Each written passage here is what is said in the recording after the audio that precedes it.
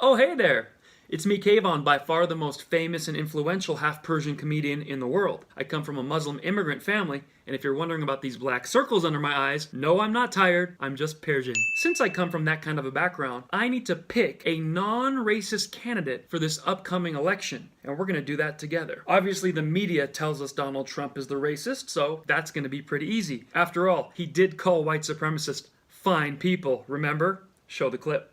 They were people protesting very quietly the taking down of the statue of Robert E. Lee. People that were very fine people on both sides. And I'm not talking about the neo-Nazis and the white nationalists, because they should be condemned totally.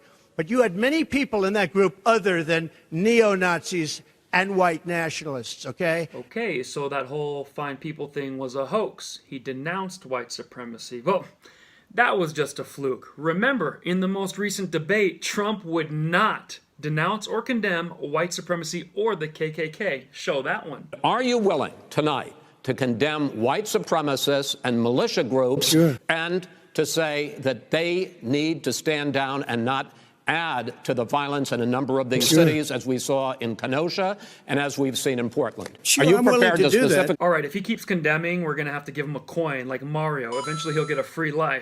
But that wasn't a very good condemnation. I like him hard and fast. It's not like he already condemned white supremacy to that same reporter 4 years earlier, is it? What are your views on the Ku Klux Klan and white supremacists? I totally disavow the Ku Klux Klan. I totally disavow David Duke. You're telling me he condemned white supremacy to the same reporter? And why is Chris Wallace so focused on condemning white supremacy? This is like a fetish for this sicko. Go on. Do it. Condemn it, Mr. President. Condemn it for me. One more time. Tell me I'm a bad boy. Tell me I'm a racist. Tell me you hate the KKK. I need you to do it. Ooh, tell me how much you hate the Grand Wizard. Oh, disgusting. I'm creeped out just watching that. Well, whatever. At least Biden would never say anything even close to racist, so that's the safe choice, right? I mean, you got the first sort of mainstream African American who is articulate and bright and clean and a nice looking guy. I mean, that's a storybook, man. What the fuck? Though we still have great comedy out there. There's always Ramblin' Joe Biden. What the Robin Williams is the man. We definitely need comedians to shed light when others won't. That's what makes America great. David Duke announced his Senate candidacy. Are you ready before you ask the question? Newt Gingrich said, Rebuked.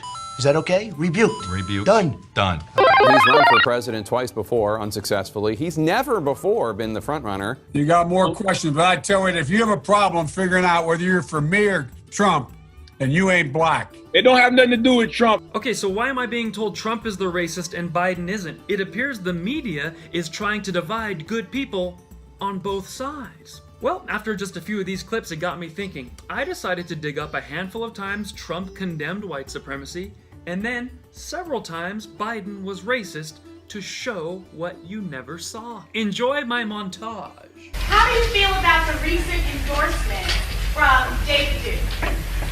I didn't even know he endorsed me. David Duke endorsed me? Okay. All right. I disavow. Okay? What you all know, but most people don't know, unlike the African American community, with notable exceptions, the Latino community is an incredibly diverse community with incredibly different attitudes about different things. Joe says shit that even people with Tourette's go, no. No. We have this notion that somehow if you're poor, you cannot do it. Poor kids are just as bright and just as talented as white kids. I disavowed David Duke, and I disavowed him the day before at a major news conference, which is surprising because he was at the major news conference. CNN was at the major news conference, and they heard me very easily disavow David Duke. Unchain Wall Street. They're going to put you all back in chains. Come here, Joe. Sit down. What's really going on here is white supremacy is not a major force in anyone's life in 2020. But the media is pushing a hoax on us. Remember Jussie Smollett's, Bubba Wallace, remember the Covington Cross kids? It's a hoax. And there's ghost hunting going on. You see, when no one's racist, And we don't know who. Who we gonna ask? CNN! They'll tell you, if you look at all the recent forms of terrorism, racism, and murder, looting, and rioting in the streets, it did not come from any white supremacists. They were nowhere to be found.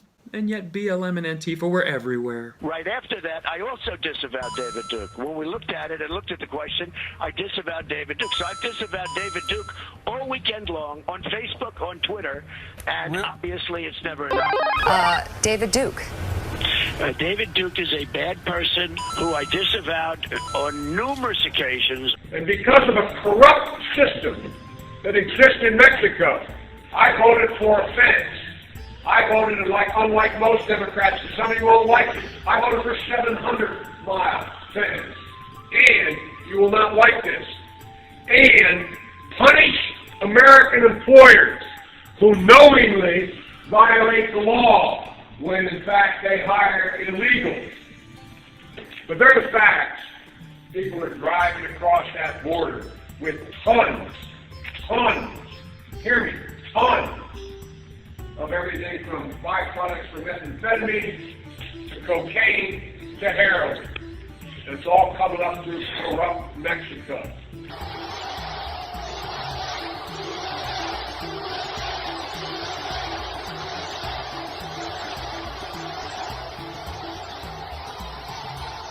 In the good old days, law enforcement acted a lot quicker than this. He put out this tweet saying, as I stated at the press conference on Friday regarding David Duke, I disavow. I won't say fairly. I have a very strong view relating to the matter to which you spoke last, and that is the hiring of undocumented workers. What did take place was a violation of the United States immigration law. The committee and the public, as we've discussed, has to be assured that you are, without exception, going to be willing to enforce the law. In the immigration law, when did you first hire the unauthorized workers? Maybe it's time we realize that millennials will call everything racist. If they can't win an argument, you're racist. That's what they learned at college. Their professor gave them an A+ for it, made them valedictorian, and then handed them a bill for $300,000. Cha-ching! Class dismissed. They then go out into the world with that knowledge. If your dad grounds you, he's racist. If your brother takes your favorite ball away, he's Hitler. And worst of all, if your mother does not bring home the right flavor ice cream, she's a racist Hitler. When I put out that I reject KKK and David Duke, nobody picks it up. You know why they don't? Because they don't want to pick it up. Now, I have been asked this question so many times. I have rejected it so many times. White supremacists are saying, vote. Do you want those votes? No, I don't want them, and I don't want him to say it. I don't like any group of hate. Fresh scrutiny comes from his earliest years in the Senate, when he strongly opposed mandatory school busing. It was designed to achieve integration and a more equitable education. What's less known is how he followed the lead of some of the Senate's most fervent segregationists. In a series of never-before-published letters reviewed by CNN, the strength of Biden's opposition to busing comes into sharper focus. On March 25, 1977, Biden wrote, "My bill strikes at the heart of the injustice of court-ordered busing. It prohibits the federal courts from disrupting our educational system." Biden sought and received support from Mississippi Senator James Eastland, a leading symbol of Southern resistance to desegregation. He frequently spoke of blacks as, quote, an inferior race. And it's personal, and I was actually it was hurtful to hear you talk about the reputations of two United States senators who built their reputations and career on the segregation of race in this country. And it was not only that, but you also worked with them to oppose busing.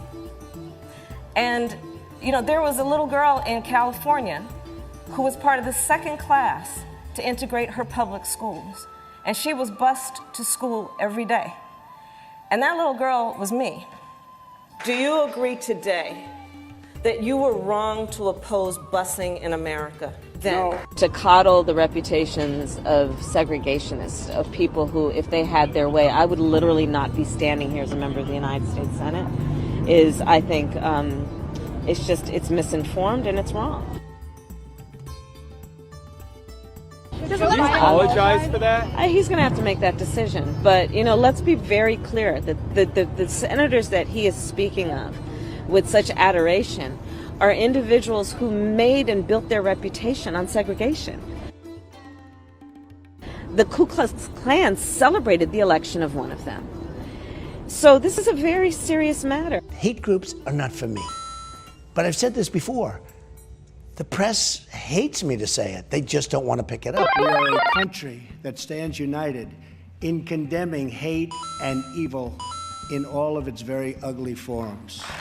Joe is like her uncle who's on a new drug and hasn't got the dosage right. No, I haven't taken a test. Why the hell would I take a test? Come on, man. That's like saying you, before you got in this program, you take a test where you're taking cocaine or not. What do you think, huh? Are you a junkie? What do you... and evil. About the neo-Nazis and the white nationalists, because they should be condemned totally. We condemn in the strongest possible terms this egregious display of hatred, bigotry, and violence. It has no place in America. So the question facing Biden is how he reconciles nearly a half century in public life with today's Democratic Party. Of course, Jake, one of his biggest pieces of experience is that experience and long record. That also is one of his biggest challenges.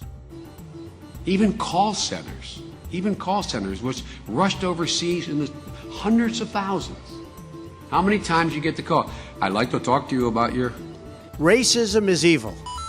And those who cause violence in its name are criminals and thugs, including the KKK, neo-Nazis, white supremacists, and other hate groups that are repugnant to everything we hold dear as Americans. In Delaware, the largest growth in population is Indian Americans moving from India.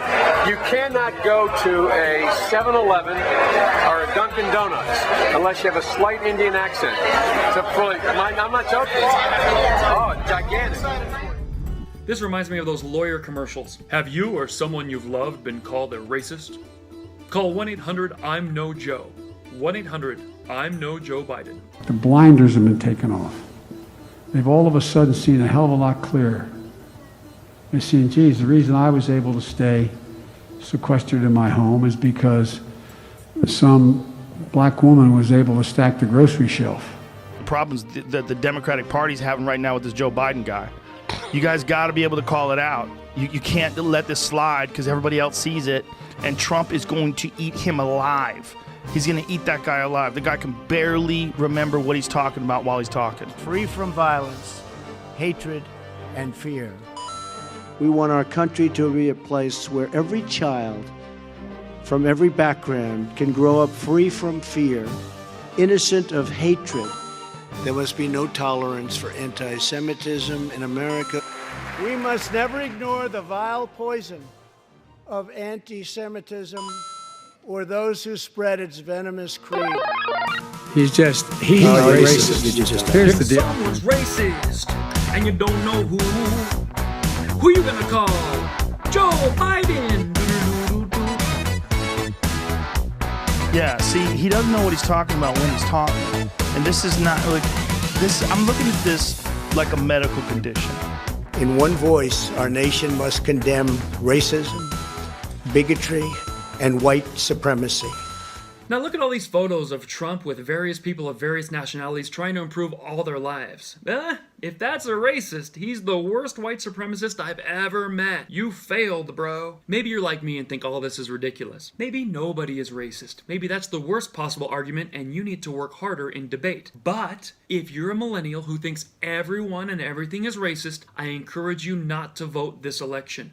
That's right, basketball players and famous musicians will tell you your voice needs to be heard, but I disagree. You need to stay home. You need to rest. Because as you've seen here, there's no non-racist choice. You couldn't bear to get up out of bed, go to the polls, and vote for either of these candidates. So sleep, stay home on November 3rd, so you can wake up and do what you do best on November 4th for the next decade. Call everyone and everything you don't like racist! Thank you for watching. I hope you'll leave all your racist comments below, telling people they're not black or Persian or they're never going to be welcome here or there, and tell us how you're going to unfollow us and unfriend us because we don't agree with you. We're used to that. Also subscribe, add me on Instagram, Facebook, Telegram, Twitter, and don't forget, catch me on tour as soon as COVID allows everyone to tour again. No, you did not just say what I thought you said, Joe. Oh, I know. You did not just take it there. Who in the hell do you think you are? Joe, who in the world do you think you are? Have you lost your everlasting mind? You racist piece of... See, Joe, you about to make me come out of my character right now. You are about to make me show a side that I have never showed anybody. I'm sick of you disrespecting the black community. You are racist.